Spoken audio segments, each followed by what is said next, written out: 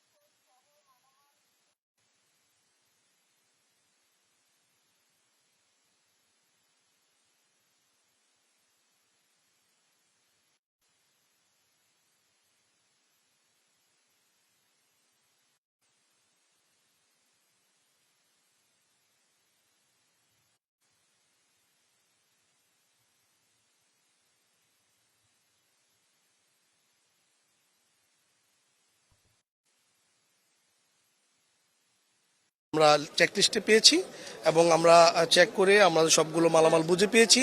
পাশাপাশি আমাদের এই যে উপজেলা পরিষদের বা উপজেলা প্রশাসনের সার্বিক সহযোগিতা এবং তাদের আন্তরিকতায় আমরা মালামালগুলো সহজে নিতে পেরেছি এবং ডিসিপ্লিন মেনটেন করে ওরা ডিস্ট্রিবিউশন করছেন। সাথে আমাদের পাশে আমাদের পুলিশ স্কোয়াড এবং পুলিশ অফিসাররা আছেন, পোলিং অফিসাররা আছেন এবং সহকারী প্রিসাইডিং অফিসাররা আছেন, পাশে আনসার সদস্য আছেন এবং আমাদের এবং ল এজেন্সির যারা আইন ফোর্স আছেন, স্কোয়াড সহ পুরো টিম আমরা একসাথে কাজ করছি এবং আশা করি আমাদের কেন্দ্রটা একটু দূরে, তারপরও আমরা যেহেতু প্রথমে আমরা নিয়েছি, আশা করি ডিউ টাইমে আমরা পৌঁছাতে পারবো এবং আমাদের যে 7টা বুথ হবে, এই booth ballot box, ballot paper, voter list সহ আনুষঙ্গিক সকল মালামাল আমরা বুঝে পেয়েছি এবং আশা করি আমরা সুষ্ঠুভাবে নির্বাচনটা করতে পারবো ইনশাআল্লাহ। ধন্যবাদ।